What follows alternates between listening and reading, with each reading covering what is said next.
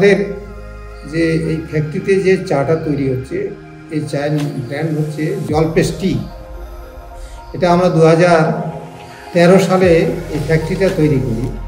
এই চায়ের বিশেষ এর আকর্ষণ হচ্ছে এই চাটা আমরা নিজেদের স্মল ব্রাওয়ার্সের ফিল্ড থেকে ডাইরেক্ট আনি এবং স্মল ব্রাওয়ার্সের ফিল্ডে আমরা নিয়মিত পর্যবেক্ষণ করি, যেখানে কোনো রকম নিষিদ্ধ কেমিক্যাল যাতে ইউজ না হয়।